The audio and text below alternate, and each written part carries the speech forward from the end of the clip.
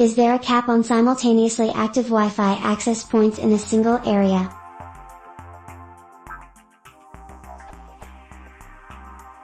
I'm writing an API for controlling an external device. Part of this API is having the device scan for Wi-Fi access points.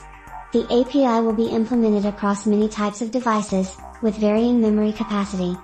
I want to know whether I can just allocate a buffer for found access points once and then forget about it, or whether I need to handle this via dynamic memory allocation. To make that decision, I need to know how many different Wi-Fi networks/access points can be available in a given area. At work, when I do a Wi-Fi scan, I pick up 16 different Wi-Fi networks. Even if most of these Wi-Fi networks are poorly reachable, I still wish to pick them up with my Wi-Fi scan.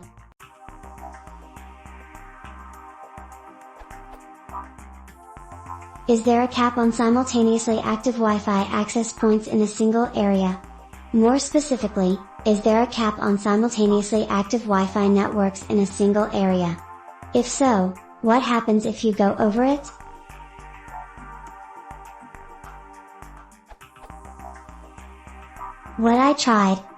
I tried Googling, but the only thing that seems to come up is a limit on the amount of devices per access point. Various searches, access point limit, Wi-Fi max access point, didn't give me the result I was looking for.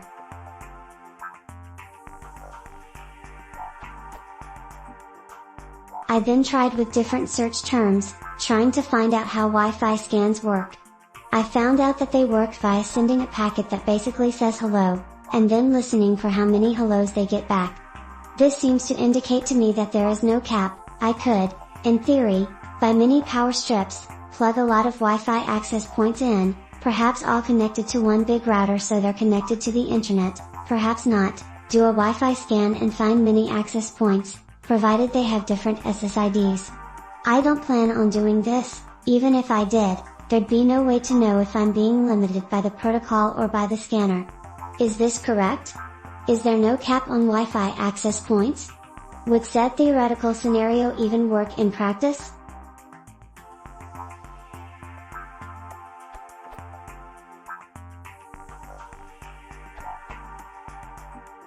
The Wi-Fi standard 800 and 2.11 and its variants do not provide a technical limitation to the number of active SIDs in any given area.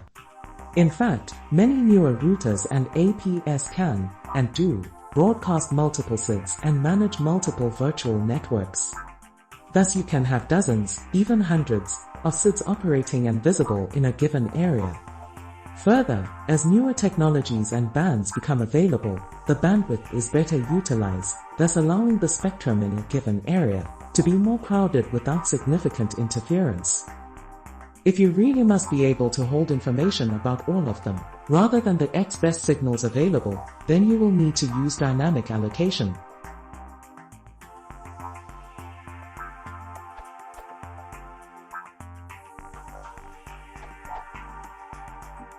There is no cap on active Wi-Fi devices. However, too many Wi-Fi access points, WAPs, might result in some not being shown on your device due to a device limitation. If two WAPs use the same channel, there will be interference, resulting in dropouts of signal. The actual Wi-Fi access points will work, and if there is no limitation on the device, then you could scan and get back as many WAPs as there are available.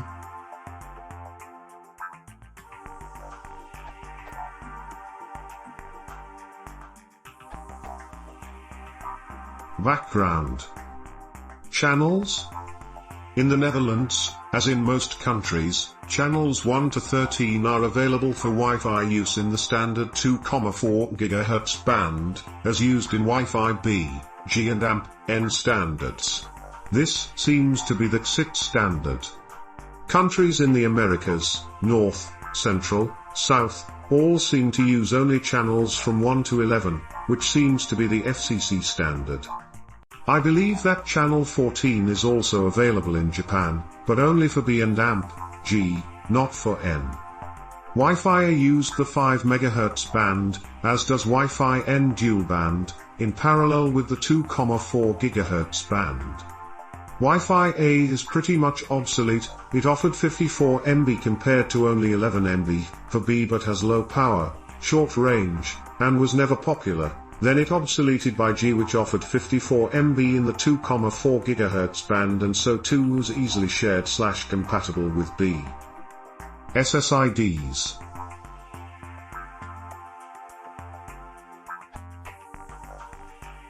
Beware, the same SSID may be reused by many Wi-Fi access points, typically in the same general area, in such a way that several / many can be seen simultaneously. This is not a mistake, this is done on purpose.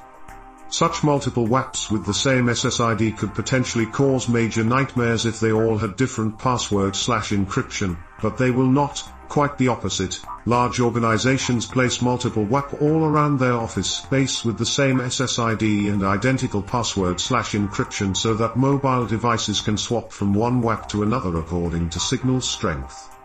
This will occur automatically when moving around causes an existing connection to drop out.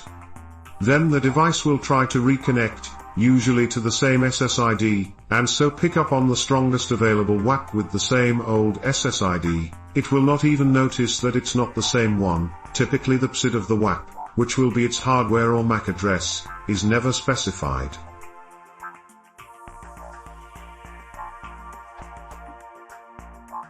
However, since the availability of WPA2 security protocol in 2004, it is possible for a device to sign on to a new WAP whilst still connected to an old WAP. Then it can cut over to using the new, sign off the old, and again start looking for the next new WAP. Thus mobile devices can swap to best available WAP, always with the same SSID, without interrupting ongoing communications. This is important for mobile devices because, even with high bandwidth, the sign-on procedure is still relatively slow or perhaps fail for whatever reason, bad setup. Hence the idea to pre-identify. Presumably the device, given a choice, will, first, select the WAP with the strongest signal as being best, but could also prefer an isolated WAP, i.e. not sharing its channel with other WAP signals, or whatever, and then try other WAPs if / when it fails to sign on to the first ones.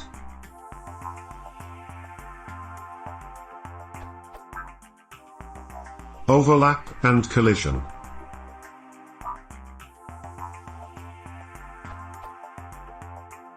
If two or more WAPs use the same channel, then for use you could say that there is signal overlap. However, as the air is filled with radio signals only on an as-need basis, with fairly low incompressible overhead, sign-on, keep alive handshake, occasional broadcasts and their replies, then actual signal collision may be a problem only sometimes. Persistent heavy traffic, even on a single WAP, will definitely cause collisions, and so lost packets or dropout, when on the same channel as one or more other WAP, especially if they have similar or higher signal strengths.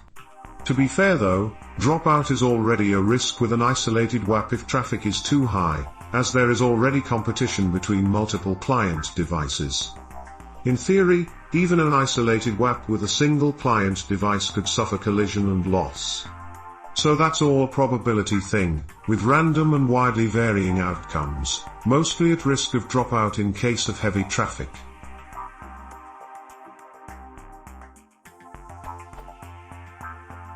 Adjacent channel also interfere with each other, since the actual spectral distribution occupied by a single channel or center frequency overlaps to less and less degrees with neighboring channels on each side out to the about the fourth removed, interference dropping to only moderate at +/3, and then weak at +/4, given similar signal strengths. Risk of actual collision and dropout loss is a question of statistics, with interference from neighboring channels being less and less likely compared to same channel interference.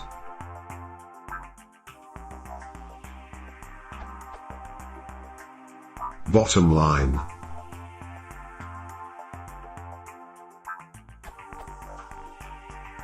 You will never find any standard or specification as to how many WAP can be present in the same visible area, on the same channel, advertising the same SSID, and or any combination of such.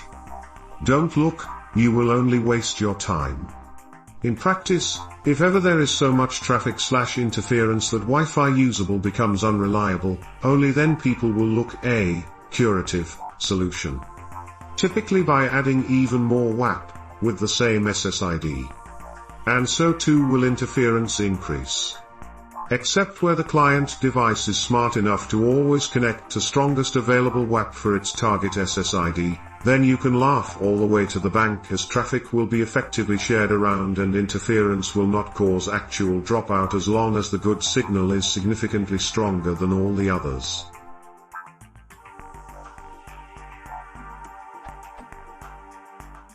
Logic dictates that nearest neighboring WAP should be given widely different channels, although the same channel can still be used again for the neighbor's neighbor. Think of multicolored patchwork but made up of similar sized hexagonal cell patches, never the same color/channel side by side.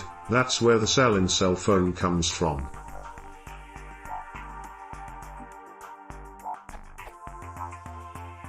Practical answer.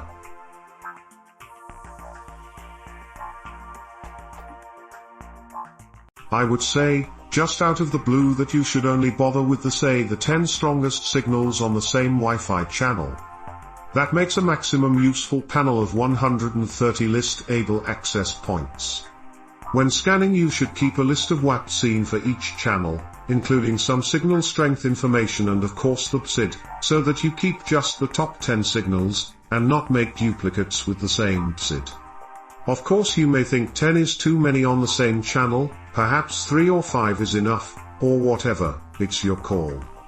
Alternately, if you already have a target SSID, perhaps you're already connected, then you might want to list some small number of WAP for that same SSID on any channel where found, regardless of how bad the signal strength is, but still the best available signal out of those WAP with that same SSID, i.e. for each channel. Keep a half list of top strength WAPs with any SSID, plus another half list of best strength WAP having the same target SSID.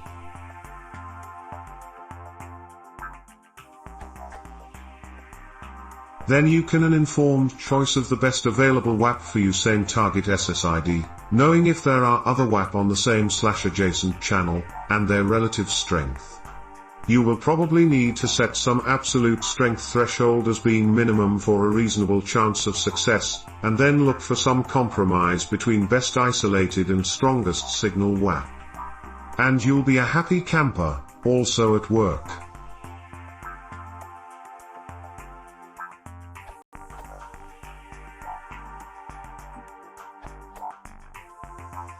This is a bit long for a comment, and less technical than the rest.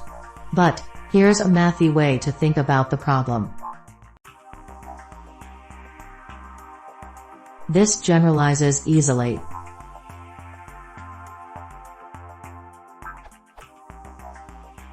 If there are only n access points allowed in an area, then you can put n+1 access points in a circle such that antipodal access points are mutually out of range. Then, no access point sees more than n1 other access points, but a device in the middle sees all n+1. Here's a progression from 3 up through 11 access points. Notice that, as long as none of the access points are in the very darkest area, none of them know there's a problem.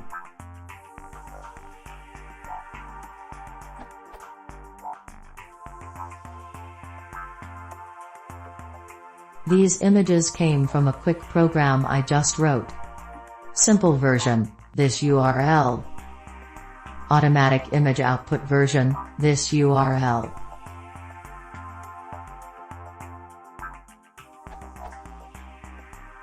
Edit, updated with some better pictures.